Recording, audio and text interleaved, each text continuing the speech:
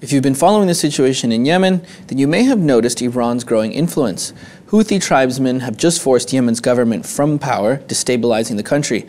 As Yemen falls apart, Saudi Arabia, their neighbor to the north, is at the forefront of the collapse. Iran is backing the Shia Houthi rebels in an attempt to gain power on the border of their archenemy, Saudi Arabia.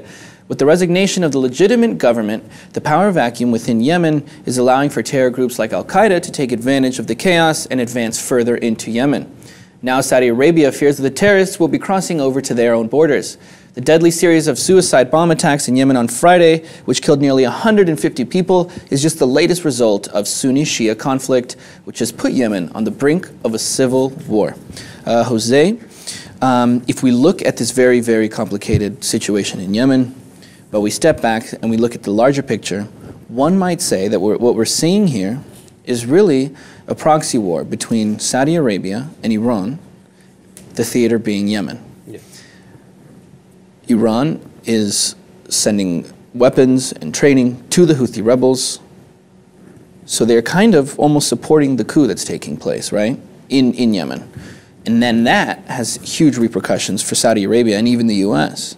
We see now Al-Qaeda, AQAP, Al-Qaeda in the Arabian Peninsula, they now have room to flourish, and they have now they can move about the country easier without the cooperation between a legitimate government and the U.S. They were our biggest ally in fighting terrorism, and now that the legitimate government is gone, it makes it much more difficult for the U.S. to have surveillance and have intelligence on the ground and monitor what's happening. Well, it's a very complex situation. The embassy shut down a few weeks ago. There's no ambassador. There's no intelligence units. There's a small representation of the U.S. government in the city, but it's not organized like before because the threat is so high. It used to be one of our main enclaves when we were fighting the first war in the region, and now it decays so much to the point that we can't even trust anything that is going there.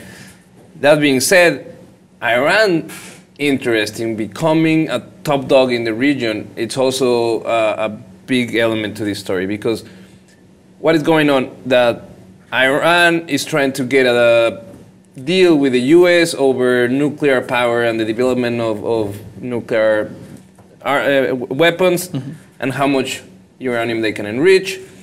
So I think that we are seeing Iran diversifying their military efforts. Before, it was just this threat of the bomb, and we're going to have the bomb, and you guys are going to listen to us now.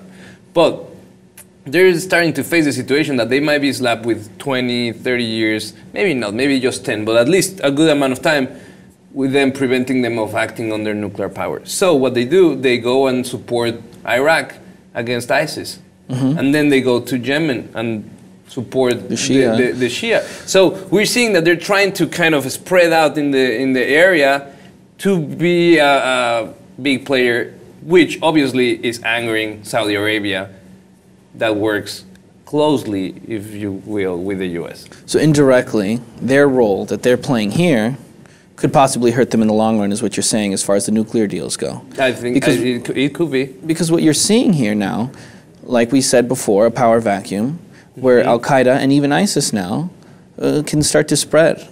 And Saudi Arabia until now they fear that the Al-Qaeda might be coming into their country. They've spent $3 billion on border roads and watchtowers and surveillance alone, but that's not enough. The border there, it's just mountains. A lot of it, there isn't even a gate or anything, or an actual physical border. So they're arresting thousands and thousands of people every single month trying to cross into Saudi Arabia. So it's a real threat, especially for the U.S. I mean, we saw the Christmas Day underwear bombing guy. That was Al-Qaeda from Yemen. We saw the people trying to put the bombs in the printer cartridges, same thing. So there's a reason why the U.S. is calling the situation in Yemen probably our biggest active threat in the region.